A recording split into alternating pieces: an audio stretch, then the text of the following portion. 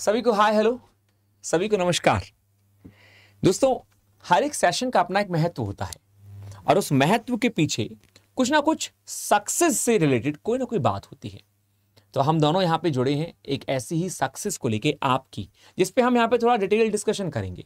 शायद बहुत सारे स्टूडेंट्स को पता भी पड़ गया होगा, लेकिन जिनको नहीं पता उनको हम बताना जरूर चाहेंगे। लेकिन उस सब कहानी से पहले एक जो सबसे इंपॉर्टेंट चीज़ है हम लोगों की तरफ से, वो ये है कि आप इस सेशन को एक बार जरूर शेयर कर दें, क्योंकि ये सेशन एकमात्र सेशन नहीं है केवल, ये दोस्तों उन सभी के भविष्य की बात है जो वाकई अपने एग्जाम को निकालना चाहते हैं।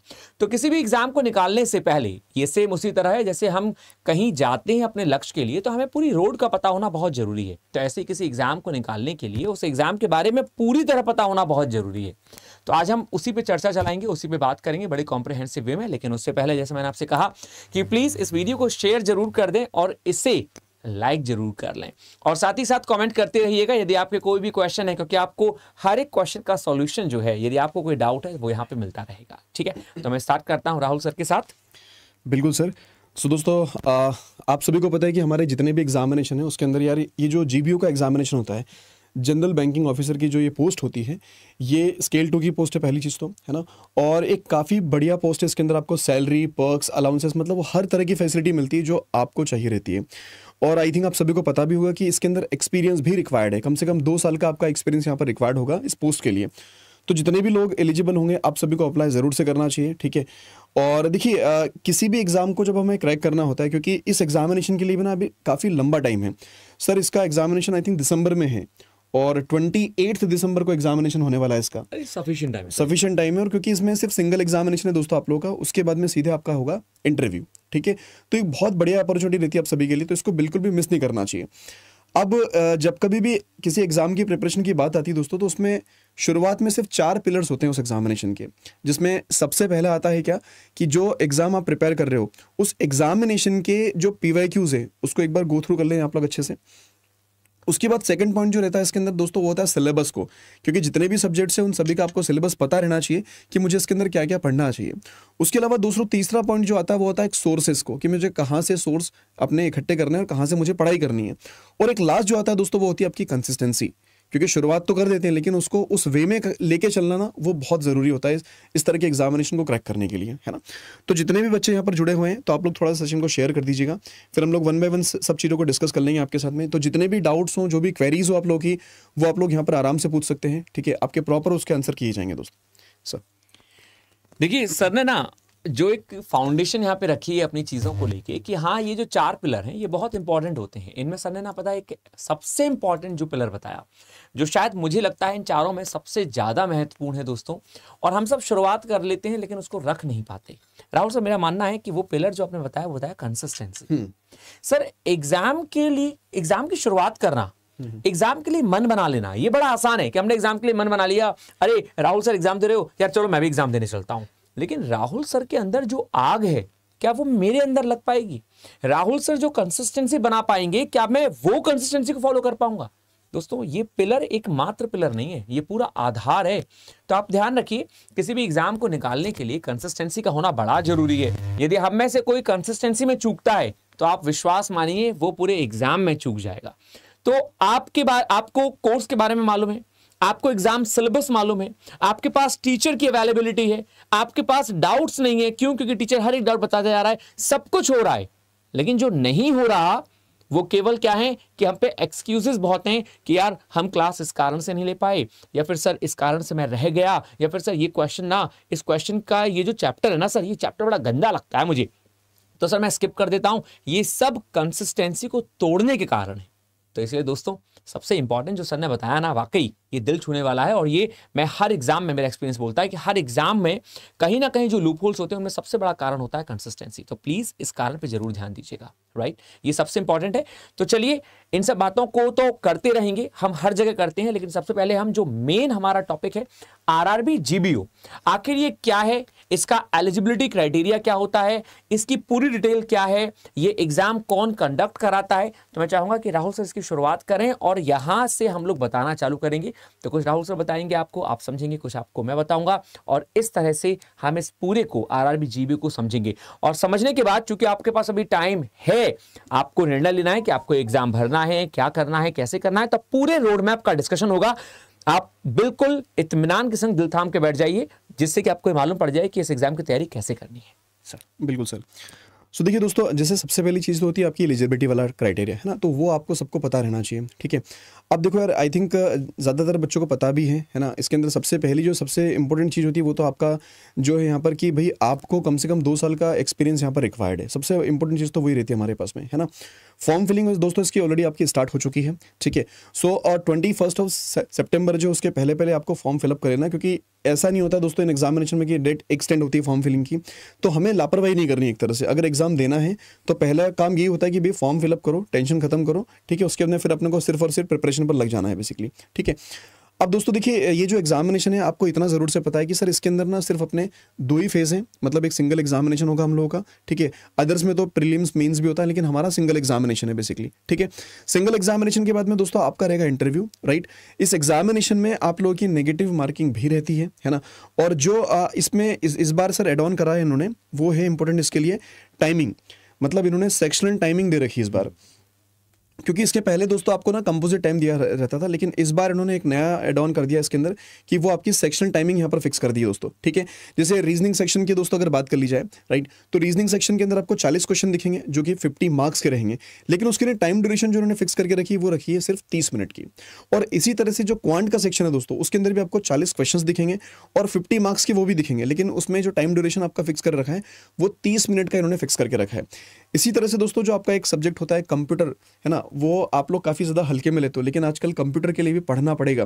कंप्यूटर के लिए दोस्तों आप लोग के यहाँ पर कुल मिलाकर 40 क्वेश्चंस होंगे, तो 40 क्वेश्चंस के लिए उन्होंने 20 मार्क्स से डिसाइड कर रखे हैं। कितने? 40 क्वेश्चन से 20 मार्क्स से। लेकिन टाइम ड्यूरेशन की दोस्तों अगर बात करेंगे तो वहाँ पर सिर्फ और सिर्फ 15 मिनट्स का टाइम आपको दे रखा है, क्योंकि उसमें सॉल्व नहीं करना है। आपने रीड किया, बना तो बना, नहीं बना तो आगे पर जाओगे आप लोग, ठीक है। और देखो कंप्यूटर के लिए पढ़ना पड़ेगा, बिना पढ़े उसमें नहीं बना सकते किसी भी तरह के क्वेश्चंस, तुक्के नहीं मारने आपको, क्योंकि नेगेटिव मार्किंग है इसमें, है ना। उसके अलावा दोस्तों फाइनेंशियल अवेयरनेस की अगर बात कर ले तो फाइनेंशियल अवेयरनेस जो है उसके 40 क्वेश्चंस 40 मार्क्स के आपके रहते हैं, और यहाँ पर भी 15 मिनट का टाइम ड्यूरेशन आपको प्रोवाइड किया जाता है, ठीक है।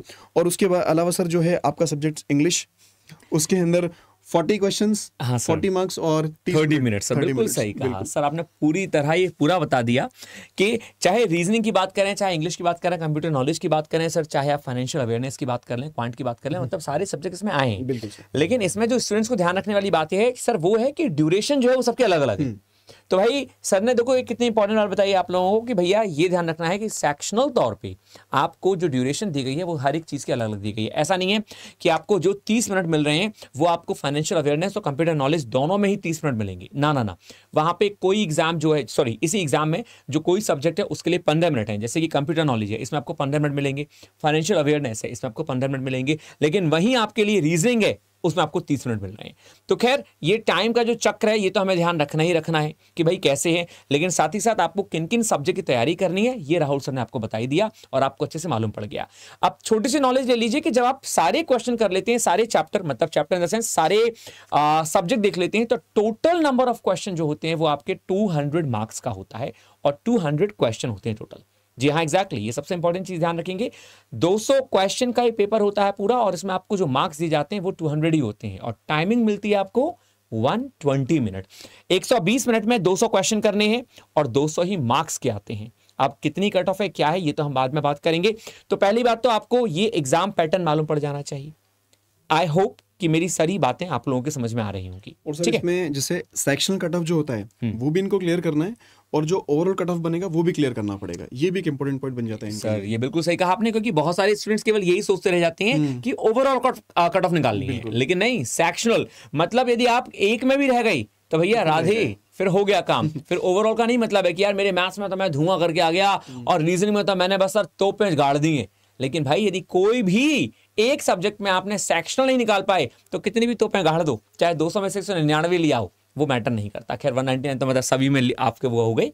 तो ये बात आपको बहुत अच्छी समझ में आ गई होगी दोस्तों आरआरबी जीबीओ की, कि आपके जो सब्जेक्ट्स हैं वो ये हैं, इनकी टाइमिंग समझ में आ गई, इनके मार्क्स और टोटल नंबर 200 क्वेश्चंस, 200 मार्क्स और 120 मिनट्स, ये पूरा समझ में आ गया।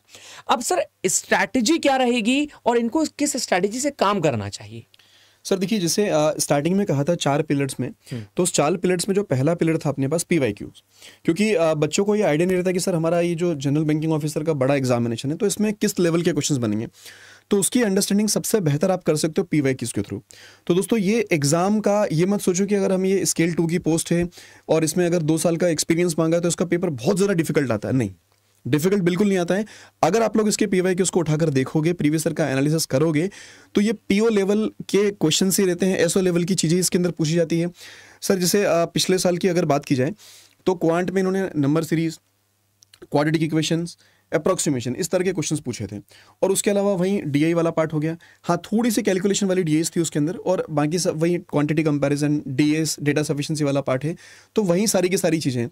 तो पहले आपको PYQs को अच्छे से देख लेना है, सिलेबस आपको अच्छे से एनालाइज कर लेना है। सिलेबस कहाँ से पता चलेगा? PYQs के थ्रू ही पता चलता है कि यार किस सब्जेक्ट में कहाँ से किस टॉपिक से क्वेश्चंस पूछे गए हमारे पास में, उनको प्रिपेयर करना है। अब देखो, प्रिपरेशन में आपके पास सफिशिएंट टाइम है अभी आपके पास। देखिए अभी सितंबर चल रहा है, तो आई थिंक सितंबर अभी 11 तारीख हुई है सर आज। तो सितंबर के बाद में अक्टूबर पूरा है, नवंबर पूरा है, दिसंबर पूरा है, क्योंकि 28 दिसंबर को एग्जामिनेशन है। तो दोस्तों 3 महीने से भी ऊपर का टाइम ड्यूरेशन आपके पास है। और इतना टाइम यार एक इनफ टाइम ड्यूरेशन होता है, सफिशिएंट टाइम होता है किसी भी तरह के बैंकिंग सेक्टर के एग्जामिनेशन को क्रैक करने के लिए। और सब्जेक्ट यार बड़े गिने चुने सब्जेक्ट्स हैं, बड़े प्यारे प्यारे सब्जेक्ट्स हैं।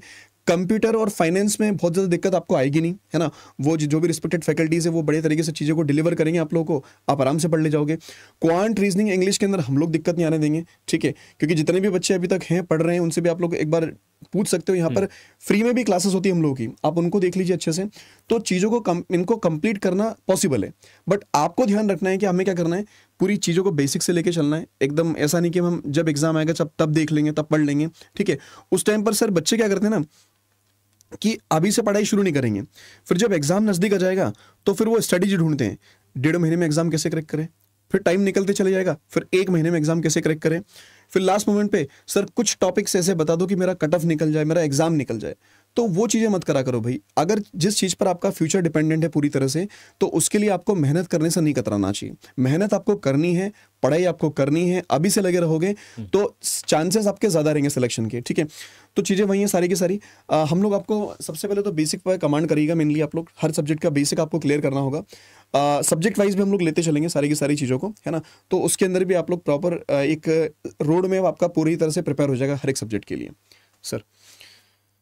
सर ये सारी चीजें तो खैर हो ही गई जो स्टूडेंट्स को मालूम पड़ गई। तो मेरे नाम से शायद आपको पूरा रोड मैप इतना तो मालूम पड़ ही गया होगा दोस्तों कि आपको तैयारी जो है, सर ने जो रोड मैप बताया, साथ ही साथ सर ने जो प्रोसेस बताया आपको कि कौन कौन से सब्जेक्ट हैं, यहाँ पे आपको इन सब चीज़ों की जानकारी हो गई होगी, ठीक है।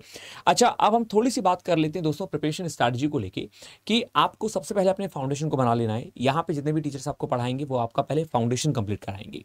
तो फाउंडेशन का मतलब ऐसा नहीं है कि फाउंडेशन भैया केवल 4 महीने चलता रहेगा, नहीं, 1 महीने में आपका फाउंडेशन जो है वो बहुत अच्छे से हो सकता है।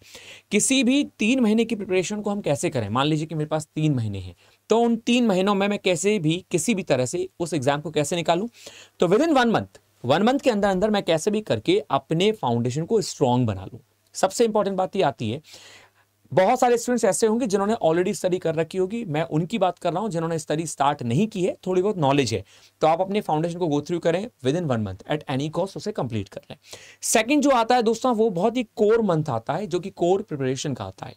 तो मैं इसको नाम देता हूं कोर मंथ, सबसे इंपॉर्टेंट होता है जो कि कोर प्रिपरेशन का होता है। इसमें आपको फोकस करना है सेक्शन वाइज पे कि भाई मेरा ये टॉपिक कमजोर है, मैथ्स में मैं ये नहीं कर पा रहा हूं, रीजनिंग में मुझे यहां ध्यान देना है, इंग्लिश में भाई साहब मैं अरेंजमेंट नहीं कर पा रहा हूं, या पैसेज नहीं हो पाता है, या मेरी ग्रामर जो है हिली हुई है। तो वो कोर मंथ है, वहां पे आपको अपने सेक्शनल चीजों पे ध्यान देना है। इसीलिए वो जो मंथ है सेकंड, वो सबसे ज्यादा इंपॉर्टेंट है। और इन शॉर्ट लास्ट आता है आपका थर्ड मंथ, जिसमें मैं कहूंगा ये एग्जाम ओरिएंटेड मंथ होता है। आप बिल्कुल सही समझ पा रहे हैं। इसको मैंने 3 मंथों को 3 बातों में, 3 चीजों में बांटा है। नंबर 1 फाउंडेशन मंथ, जो आपने देखा कि आपको फाउंडेशन कंप्लीट करना है। सेकंड है कोर मंथ। कोर का मतलब ये हो गया कि आपको अपने कोर सब्जेक्ट्स, मतलब कोर जो टॉपिक हैं उन पे ध्यान देना है जिन पे आप कहीं ना कहीं वीक समझ रहे हैं या एग्जाम में बहुत ज़्यादा पूछे जाते हैं। और लास्ट है एग्जाम ओरिएंटेड। यहाँ पे आपको लगाने हैं मॉक ही मॉक और देद धड़ाधड़ मॉक जिसे कहते हैं। इतने सारे मॉक लगा लिए हैं कि जितनी ज़्यादा गलतियां कर रहे हैं उन सभी को समेट लेना है, उन सभी गलतियों पर हमें वर्क कर लेना है, राइट। तो ये आपको ध्यान रखना है। ये जो है आपके लिए एग्जाम मंथ ये बहुत इंपॉर्टेंट है। यहाँ हर वीक के आपके पास टारगेट होंगे, आपके पास क्वेश्चन के लिए क्वेश्चन करने के बाद एनालिसिस होंगे, यहाँ पीवाईक्यू आपको कंप्लीट करने हैं, बहुत सारे मॉक्स लगाने हैं, बहुत सारे क्वेश्चंस टीचर से पूछने हैं, lot of things should be done.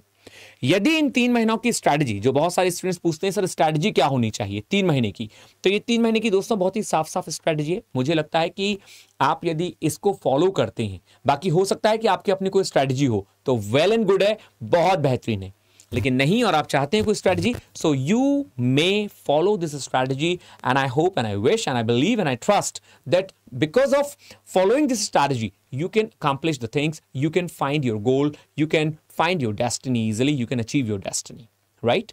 So दोस्तों आप इस स्ट्रैटेजी को अपनाएं और मुझे लगता है कि शायद ये आपके लिए बहुत ही कारगर होगी। तो यहाँ पे मैंने शायद आपको और सर ने आपको वो सारी चीजें बता दी हैं जो कि एक प्रॉपर स्ट्रैटेजी के तौर पे एग्जाम पास करने के लिए बहुत जरूरी है, राइट। अच्छा, इसमें मैं एक छोटी सी बात का डिस्कशन कर लूँ आपके साथ। जैसे सर मैं सोच रहा हूँ कि एक बार इनको इंग्लिश का मैं एक बार हल्का सा वो बता दूं। सर यहाँ मैंने एक वो खोला था पीपीटी उसके लिए, नहीं सर वो खोला था मैंने गूगल पे, हाँ ये सर, थैंक यू। मैं एक हल्के से केवल 1 मिनट में आपको बता देता हूं क्योंकि केवल इंग्लिश वाला ये मामला नहीं है, यहाँ पे हम टोटल बात कर रहे हैं। इंग्लिश में सिलेबस क्या है, रोड मैप के तौर पे एक बार इंग्लिश का सिलेबस देख लीजिए, जीबीओ का। कॉम्प्रिहेंशन आते जाता है आपके एग्जाम में, जो कि हर एग्जाम में आता है। फ्रेज रीअरेंजमेंट ये एक इंपॉर्टेंट चीज है, ये 2-2 3-3 नंबर के आते हैं, केवल 2-2 3-3 नंबर के आ गए, कर लिया तो मार्क्स आ गए, वरना आप 1-1 2-2 नंबर की वजह से लाखों पोस्ट हजारों पोस्ट नीचे रह जाते हैं। फ्रेज रिप्लेसमेंट है, वर्ड स्वैप है, वर्ड रीअरेंजमेंट है, मैच द कॉलम है, connector, starters, fillers, word usage, sentence base filler, phrase replacement फिर से ये 2-2 बार दे दिया है इसने, spelling errors, error connection, idioms and phrases, cloze test, sentence arrangement. एक जो कन्वेंशनल होता है और एक होता है फिक्स्ड। कन्वेंशनल का मतलब जो पहले से आ रहा है कि हाँ भाई पैराग्राफ है उसमें फिलर करिए, और एक है वन फिक्स्ड, एक फिक्स है ऑलरेडी, आपको बताना है कि वो सही है तो ठीक है और ये वो गलत है तो किससे रिप्लेस होगा। और लास्ट में है वन वर्ड इन्फेरेंस, बहुत ही तगड़ा है ये पूरा का पूरा सिलेबस ये हम एक्चुअल में डेली मॉक में लगाते हैं। यदि आप कोई भी मॉक लेंगे तो आप उसमें देख सकते हैं, जैसे इस समय आरबीआई की मॉक चल रहे हैं तो उसमें भी हम लोग यही सिलेबस कंप्लीट कराते हैं। जो जीबीओ का मॉक होगा उसमें भी दोस्तों सिलेबस सेम है, लेवल ऑफ डिफिकल्टी बस थोड़ा चेंज हो जाता है, तो आप इंजॉय कर सकते हैं इस पूरे सिलेबस को मेरे साथ, राइट। इंग्लिश को और भी आसान कर देता हूं मैं आपके लिए। यदि आपको लगता है कि सर कुछ ऐसा मंत्र बता दो ना जिससे कि सर ये सारा जो है वो कंप्लीट हो जाए, राइट, तो आप सुबह 7 बजे की एडिटोरियल क्लास ज्वाइन करिए। ये एडिटोरियल क्लास यदि आप आज से ज्वाइन करते हैं तो 3 महीने में, जी हाँ एग्जैक्टली, आप 3 महीने में इतने काबिल बन जाएंगे, अपने आप को इस कदर तो ले आएंगे यदि आप प्रॉपर मेहनत करते हैं। मेरी मेहनत से नहीं, आपको वो 3 महीने डेली सुबह 7 बजे मेरे संग एडिटोरियल रिवाइज करना है, पढ़ना है, क्विज लगानी है। आप इन सब को कर पाएंगे, आप एग्जाम को एवरेज से ज्यादा निकाल लेंगे। बस जरूरत रह जाएगी तो फिर केवल मॉक लगाने की। तो सुबह 7 बजे आप एक बार एडिटोरियल जरूर देखिए क्योंकि उसमें हम इन सब चीज़ों को एक बार देखते हैं, ठीक है। तो ये तो है मेरी साइड से आपके लिए इंग्लिश के लिए। मैं समझता हूं कि सारा रोड मैप जो है वो हम लोगों ने डिस्कशन किया है, लेकिन अभी बाकी काफ़ी चीज़ें बाकी हैं, तो मैं कहूँगा सर और कुछ इसमें। बिल्कुल दोस्तों देखो, जैसा सर ने इंग्लिश का किया है वैसा ही आप लोग जब यहाँ देखोगे तो क्वांटिटेटिव एप्टीट्यूड का भी आपको डेटा या पूरा का पूरा यहाँ पर मेंशन कर रखा है, ठीक है। देखो क्वांट के अंदर क्या होता है कि सबसे पहले चीज़ें होती है आपकी बेसिक कैलकुलेशन को लेकर, क्योंकि हम लोग में से कई सारे लोग ऐसे हैं कि जैसे आप वर्किंग कैंडिडेट्स हो, क्योंकि 2 साल का इसमें वर्क एक्सपीरियंस चाहिए रहता है, तो काफ़ी लंबे टाइम से आपका गैपिंग आ गया होगा पढ़ाई को लेकर, है ना। तो उस चीज़ों को ना वापस से ट्रैक पर आने में थोड़ा सा टाइम लग जाता है, राइट। और यार क्वांट एक ऐसा सब्जेक्ट्स होता है ना, मतलब गणित, इसका शुरू से मतलब हुआ बना के रखा जाता है, और एक नॉर्मल सी बात है, आपने लंबे टाइम से अगर इसको छोड़ रखा है तो वापस से पकड़ने में ना थोड़ी सी प्रॉब्लम जरूर से आती है। तो इसलिए शुरुआत आपको बेसिक पार्ट से करनी है। जैसे सिंपल चीज़ें इसके अंदर वही है कि भाई आपको बॉडमस के रूल्स देखने पड़ेंगे, square, cubes, multiplication, division, addition, subtraction, simplification, approximation का पार्ट हो गया, है ना।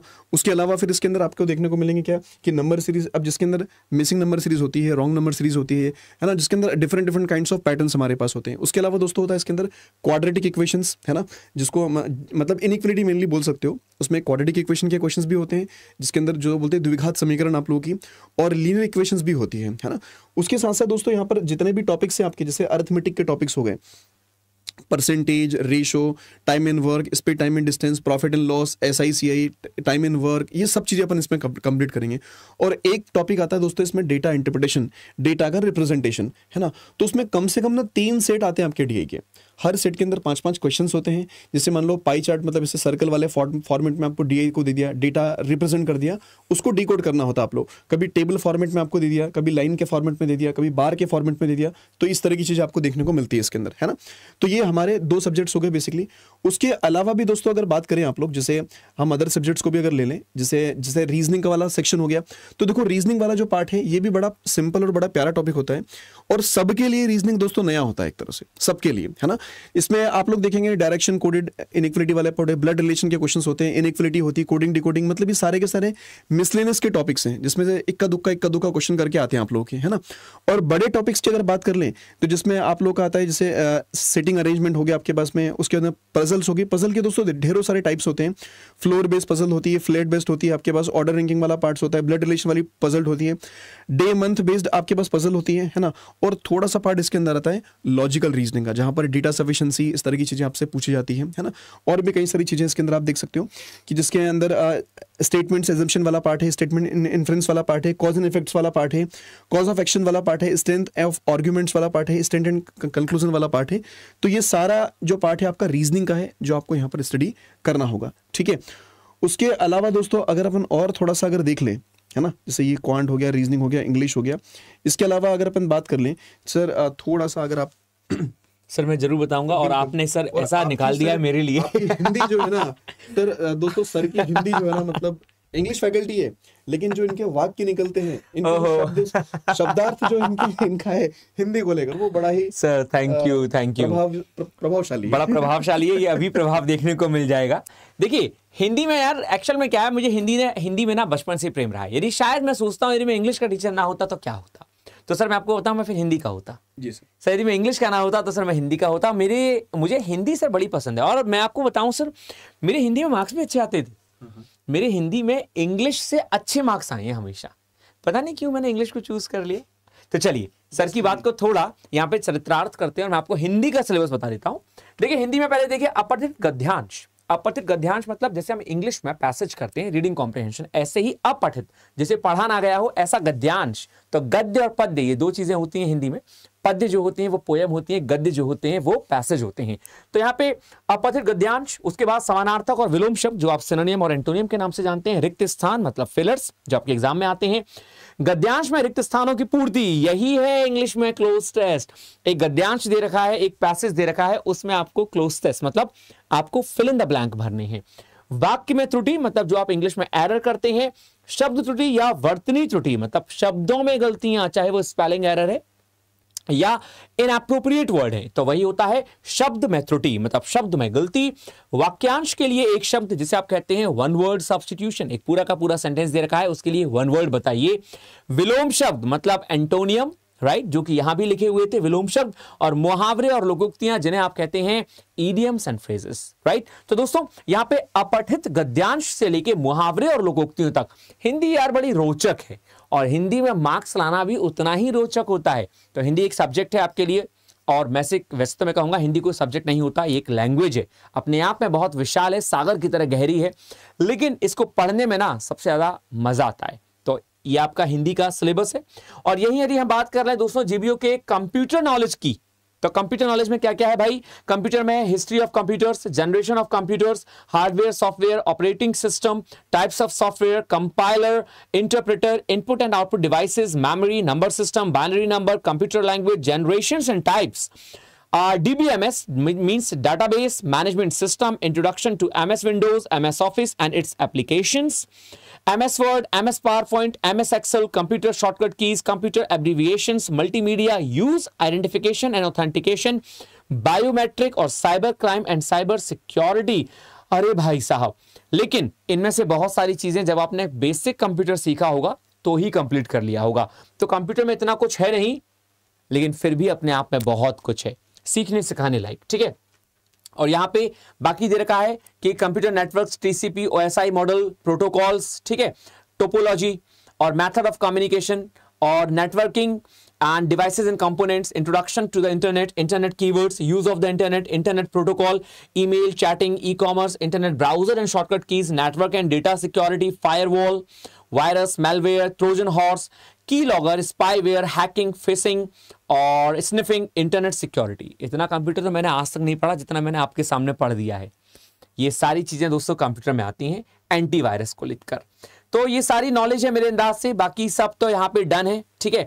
एग्जाम पैटर्न आपको बता ही दिया गया है, सर ने ये आपको पूरा का पूरा बता दिया कि देखिए रीजनिंग में 40 क्वेश्चन 50 मार्क्स के 30 मिनट्स, सेम क्वांट में 40 क्वेश्चन 50 मार्क्स के 30 मिनट्स, फाइनेंशियल अवेयरनेस में 40 क्वेश्चन 40 मार्क्स लेकिन 15 मिनट्स, इंग्लिश में 40 क्वेश्चन 40 मार्क्स लेकिन 30 मिनट्स, और कंप्यूटर में 40 क्वेश्चन 20 मार्क्स और 15 मिनट्स, टोटल मिला के 200 क्वेश्चन 200 मार्क्स और 2 आवर्स, राइट।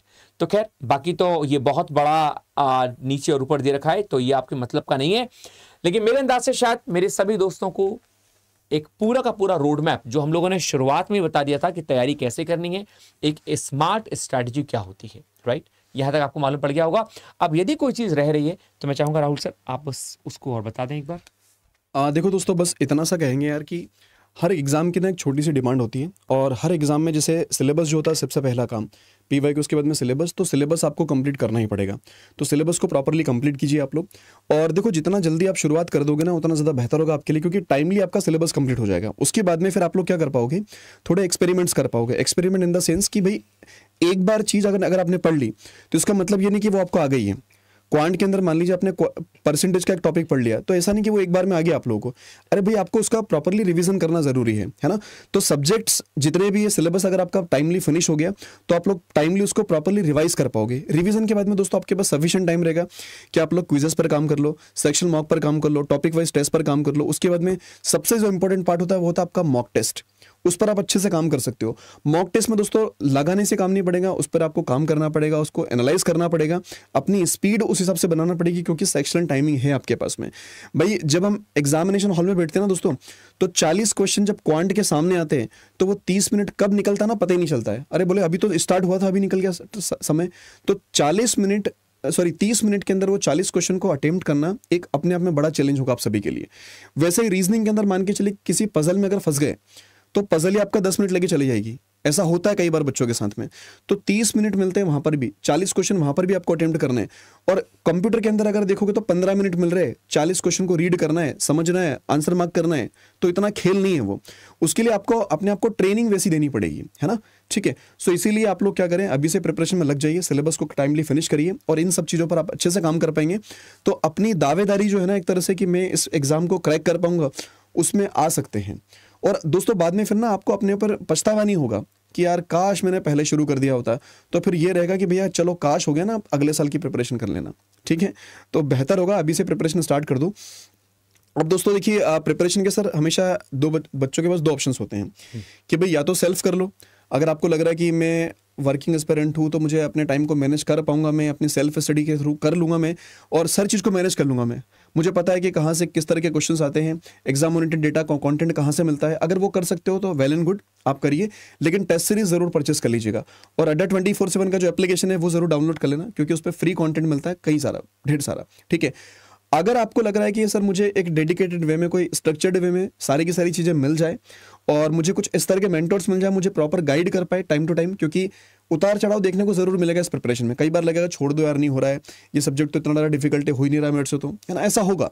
तो उस टाइम पर कोई इस तरह से हैंड होल्डिंग आपको मिल जाए कि आपको पुश कर पाए, एक एक्स्ट्रा पुश आपको मिल जाए वहाँ से कि नहीं भाई यू कैन डू इट, आप कर सकते हो। ठीक है, तो दोस्तों हम लोग का एक सिंपली बैच है, वो भी हम कल से स्टार्ट करने वाले हैं। देखो ये चॉइस आपकी है, ज्वाइन करना है नहीं करना है, क्योंकि किसी को कभी भी फोर्स नहीं किया जा सकता किसी चीज के लिए, है ना।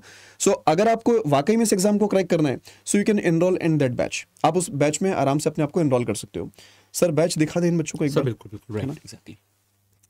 सो दोस्तों बैच के लिए आपको क्या करना है, आप लोग अड्डा 24/7 की अपनी वेबसाइट पर विजिट करेंगे सबसे पहले तो, और पहली लिंक पर क्लिक कर लीजिएगा, ये ऑल कोर्सेज वाला पार्ट आएगा। लेफ्ट हैंड साइड को स्क्रॉल डाउन कीजिएगा आप लोग अच्छे से, और रेगुलेटरी बॉडीज ने नजर आएगा। यहीं पर आपको दिखेगा IBPS RRB GBO scale 2, right, इस पर क्लिक कर लें आप लोग। और जैसे ही क्लिक करोगे दोस्तों ये आपको स्केल 2 का आपका बैच दिख जाएगा। 12 सितंबर कल से आपका बैच स्टार्ट होने वाला है ये, है ना। तो इसमें सारी की सारी जो अलग अलग सब्जेक्ट्स के लिए अलग अलग रिस्पेक्टेड फैकल्टीज है, हर एक फैकल्टीज को आप लोग आई थिंक जानते होंगे, है ना। ठीक है, सो इसमें आप लोग एनरोल कर सकते हो दोस्तों। यहाँ पर जब थोड़ा सा स्क्रॉल डाउन करेंगे आप लोग तो आपको प्रॉपर यहाँ पर एक स्टडी प्लान भी दोस्तों मिल जाएगा सारे सब्जेक्ट्स का। जस्ट गिव मी सेकंड, हाँ ये रहा स्टडी प्लान। तो आप हर एक सब्जेक्ट का स्टडी प्लान भी यहाँ से चेक कर सकते हैं प्रॉपरली कि कब क्या होने वाला है। जैसे लेट सपोज कि हम लोग अगर कंप्यूटर का ही खोल लें तो कंप्यूटर जब क्लिक करेंगे आप लोग, कंप्यूटर का जब ओपन करेंगे तो ये आपको कंप्यूटर का दिख जाएगा पूरा का पूरा कि सर कंप्यूटर को किस तरह से कंप्लीट करने वाले हैं यहाँ पर, है ना। इसी तरह से दोस्तों अलग अलग फैकल्टीज का आपका प्रॉपर स्टडी प्लान है, वो आप लोग चेक कर लीजिएगा, है ना। जैसे क्वांट की बात कर लें तो क्वांट का ये पूरा का पूरा स्टडी प्लान है आप लोगों का, है ना। बहुत बढ़िया ठीक है, तो ये आपका रहेगा बेसिकली, है ना, इस तरह से। और इसमें देखो हमने ना मंडे टू फ्राइडे क्लासेस लगा रखी है।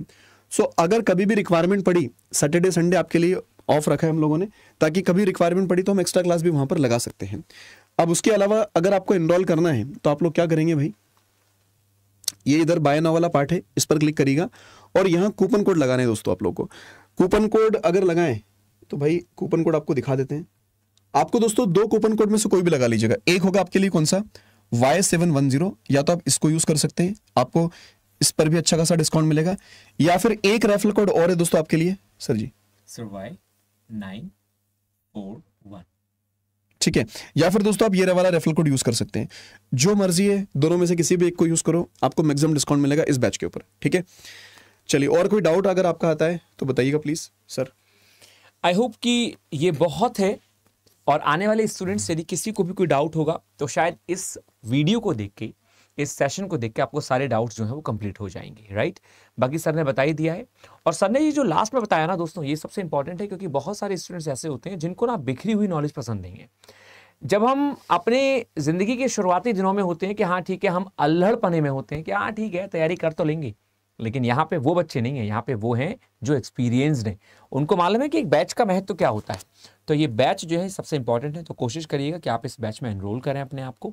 सर ने आपको कोड बताई दिए हैं, ये दोनों ही शुभ कोड है, ठीक है, बहुत ही शुभ कोड है। आप इनको मिला के मतलब इनको आप कूपन कोड पे यूज़ करके आपको जो एक डिस्काउंट है वो मिल जाएगा, और एक प्रॉपर टीचर से, एक प्रॉपर मेंटोर से जो आपको मेंटोरशिप मिलेगी, उसके थ्रू आप अपने आप को कंप्लीट कर सकते हैं, अपनी पढ़ाई कर सकते हैं।